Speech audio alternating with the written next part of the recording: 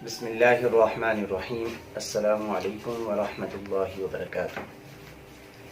My name is Mehtab Ahmed from Hazara Convent Public School, Mansehra. Today I am describing what I should do in Ramzan in front of your dear student.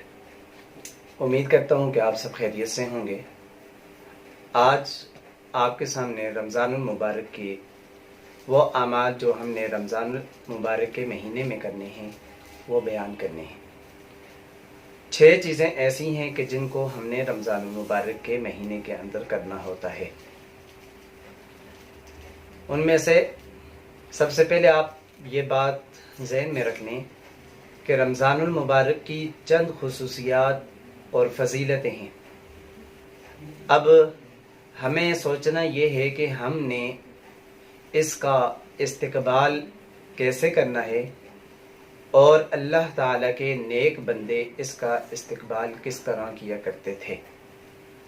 آیا اس کا استقبال ہم باقی جو مہینے ہیں انہی کی طرح غفلت میں کریں گے یا اس کا استقبال جس طرح صحابہ کرام رضوان اللہ علیہم اجمعین کیا کرتے تھے اس طرح کریں گے؟ تو رمضان المبارک کے چند وظائف اور چند اعمال ہیں جو ہمیں کرنے ہیں. تو ٹوٹل 6 چیزیں ہیں. اس کے علاوہ اور بھی بہت ساری چیزیں ہیں لیکن 6 چیزیں ایسی ہیں کہ جن کا اہتمام رمضان کے اندر کرنا چاہیے. ان میں سے سب سے پہلا ہے روزہ اور اسی طرح دوسرا جو ہے اس کے اندر وہ ہے قیام اللیل. ان میں سے ہر ایک کی میں تشریح بعد میں کروں گا. اور نمبر 3 ہے صدقہ اور خیرات کرنا. نمبر 4 کسی کو یا کسی روزہ دار کا روزہ کھلوانا. نمبر 5 تلاوت قرآن کا اہتمام کرنا. اور نمبر 6 اعتکاف کرنا. رمضان المبارک کے اندر سب سے بہتر جو عمل ہے، جو سب سے افضل عمل ہے وہ ہے روزہ. رمضان المبارک کے مہینے کے اندر روزے کا اہتمام کیا جائے. آپ صلی اللہ علیہ وسلم نے فرمایا کہ جو شخص رمضان المبارک کے اندر روزوں کا اہتمام کرتا ہے اللہ تعالیٰ اس کے تمام گناہوں کو معاف فرما دیتے ہیں. اور جو شخص صحیح نیت یعنی اخلاص کے ساتھ روزے رکھتا ہے اللہ تعالیٰ اس کے پچھلے سارے گناہ معاف فرما دیتے ہیں. اور یہ فضیلت صرف اس شخص کے لیے نہیں ہے کہ جو صرف کھانے پینے سے رکے، اور اس کے علاوہ جو ہمارے گناہ اکثر ہمارے ساتھ رہتے ہیں، مثلا جھوٹ بولنا، غیبت کرنا، بدگوئی کرنا، گالی گلوچ کرنا، دھوکہ دینا، فریب کرنا، ان سے نہیں بچتا تو یہ فضیلت اس شخص کے لیے نہیں ہے.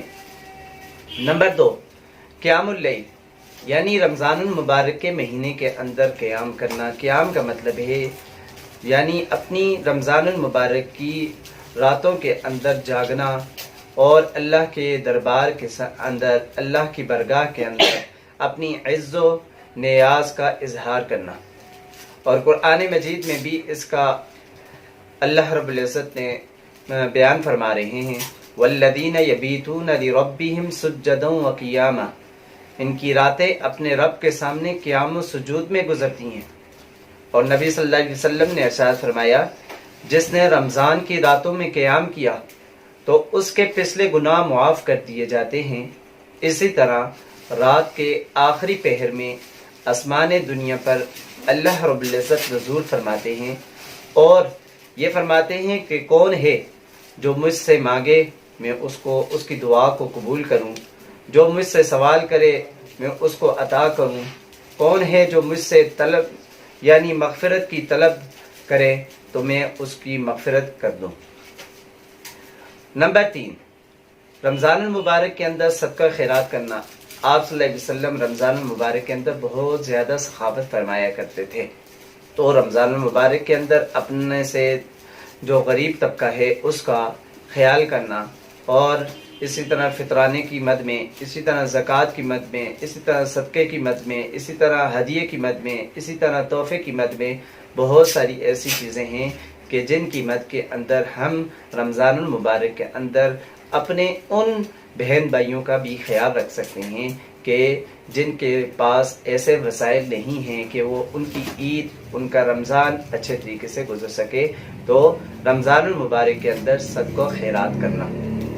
نمبر 4، روزہ کھلوانا، یعنی آپ صلی اللہ علیہ وسلم فرمایا کہ جس نے کسی شخص کو روزہ افطار کروا دیا تو اس کو اجر اس کی مثل ہے، یعنی اسی کے برابر جو اس نے دن کے اندر نیک اعمال کیے اور اچھے کام کیے، بھلائی کے کام کیے، اس کے اندر اس کا مکمل حصہ ہے۔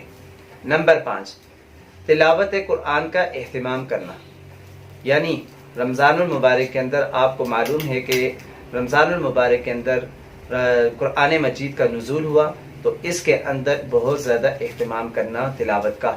آپ صلی اللہ علیہ وسلم حضرت جبرائیل امین علیہ السلام کے ساتھ قرآن مجید کا دور کیا کرتے تھے، اسی طرح صحابہ آپس میں قرآن مجید کا دور کیا کرتے تھے، تو تلاوت قرآن کی کثرت کرنا رمضان المبارک کے اندر۔ نمبر 6، اعتکاف کرنا۔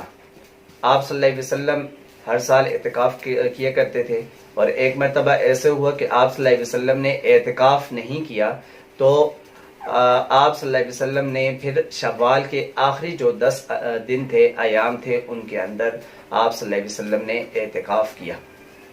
اور اسی طرح رمضان المبارک کے آخری عشر کے اندر لیلۃ القدر کی بھی تلاش کرنا اور اس کا بھی اہتمام کرنا۔